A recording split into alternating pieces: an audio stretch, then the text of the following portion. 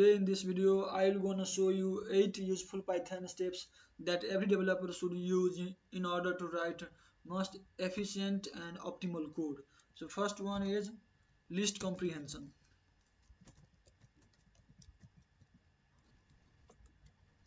So I'm just doing a squares.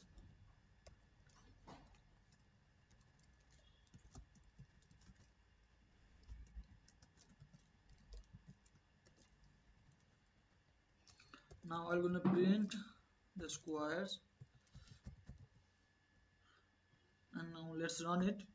Yeah, you can see the value of output of 5 squares in a list format. So instead of you initializing an empty list and then appending the each value of square in that list, we can use list comprehension, and it is more better, much better and optimal one. So instead of writing the formal one, now list another will be string formatting.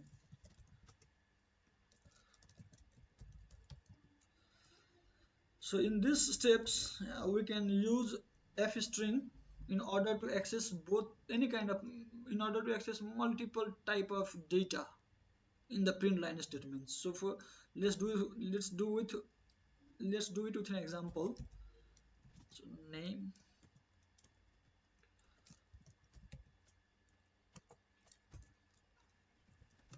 is, and I initialize age as int variable, so 25. Then using a print line statement with f string double quote, inside that we can access string data type as well as integer. So for that we'll use curly brackets is years old.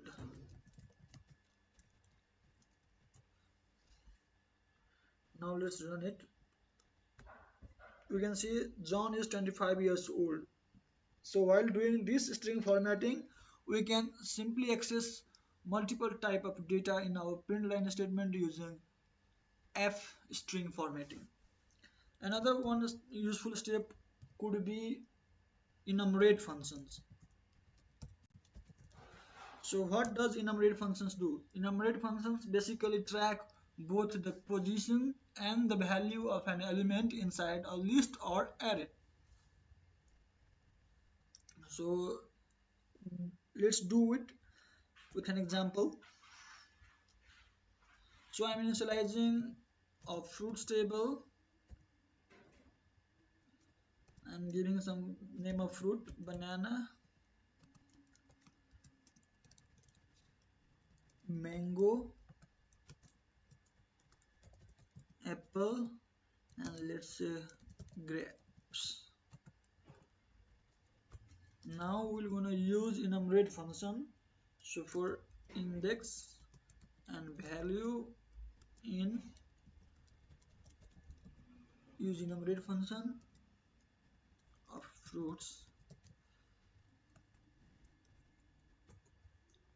Now we're gonna print simply the positions and the value of the fruits list by using the enumerate function. So let's run it. Yeah, you can see that we have got both the position and the value of a fruits table, a fruits list, by using the enumerate function. So it's given as at 0th position it's banana, at 1 position mango, 2 apple, 3 grapes. So by using enumerate function we can track both the position and the value of element at the same time. Another useful trick would be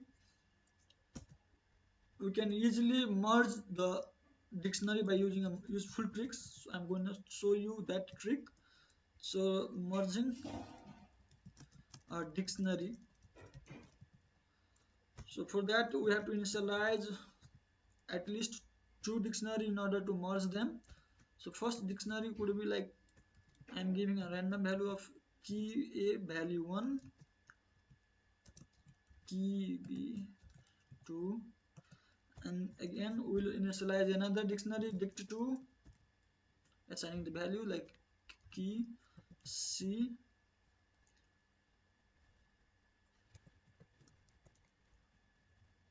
3 and D4. Now we're gonna merge this dictionary in a simple way, in an easy way. So for that, we're gonna store that merged dictionary in a merged dictionary variable. So I'm initializing a merged dictionary where I'm gonna merge this dictionary dict1 and dict2. So for that, we'll use a simple steps double star dict1 and double star dict2. So it's basically merge this dictionary dict1 and dict2, then it will put in a new dictionary named as merged. Now we're gonna print the merged dictionary. We can see the output. These both dictionary dict1 and dict2 are merged in a single dictionary by using these simple steps. So we can see the output over here. And then another useful steps could be using underscore in loops when variable is not needed.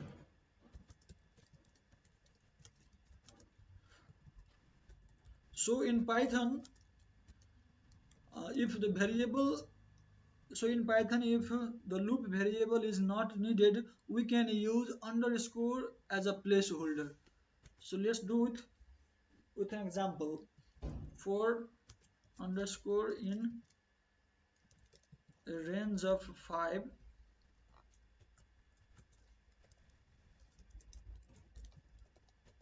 So in this specific example, we can see that we don't need a loop variable inside our for loop. So that's why I am giving here underscore. So in Python, we can just simply give underscore in place of loop variable when we don't want that loop variable. If I am going to print it, it will run for 5 times of hello hello hello. So it means inside our for loop we don't need the loop variable inside our for loop. So for that I have given, we can use underscore in place of a loop variable. Then another useful steps could be using zip to iterate multiple lists. So you can use zip to iterate multiple lists at the same time.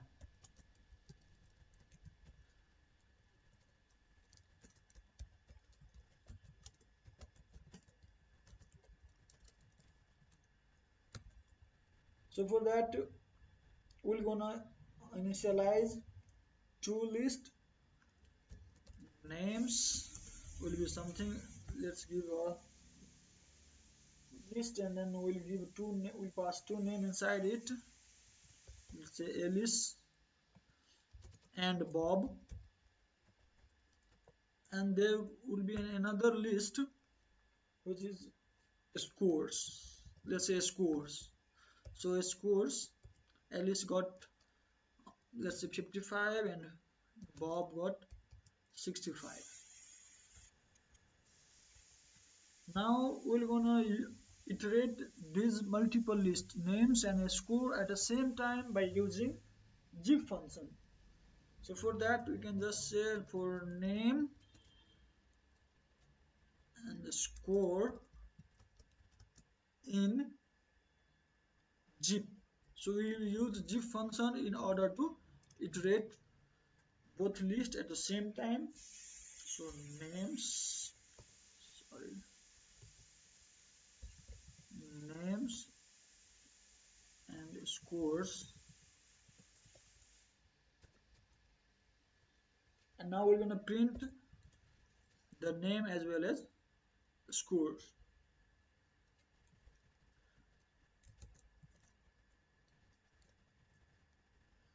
Now let's run it.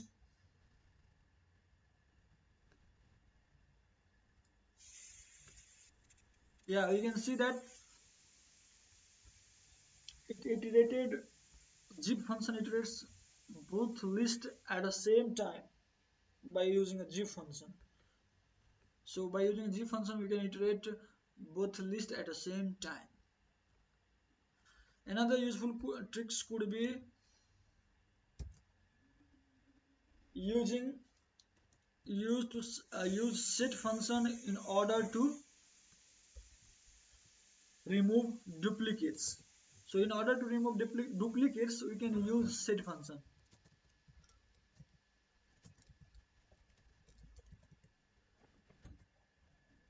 So for example, nums,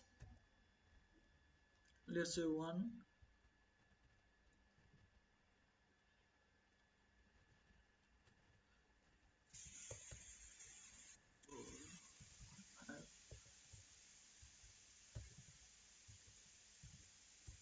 and 7, and then we'll use set function in order to remove duplicates, and then we're gonna save it in another variable, let's say unique. Okay, and then just print out the unique and let's see what will be the output. So hopefully we'll get the unique value in the nums. That means it will only print the non-repetitive value without being any repetitions. So in our nums there are 2 and 5, it has multiple occurrence, so that means it has duplicates of 2 and 5 in our list. So set will basically remove all those duplicates inside the list and print the only the unique value, or the only those value that is only occurred first time in the list, only first occurrence in the list. Now we're going to use another function, another useful steps, and that could be use any method and all method for checks. For that we will take one list of numbers. It contains 2, 4, 6, let's say, and then we'll print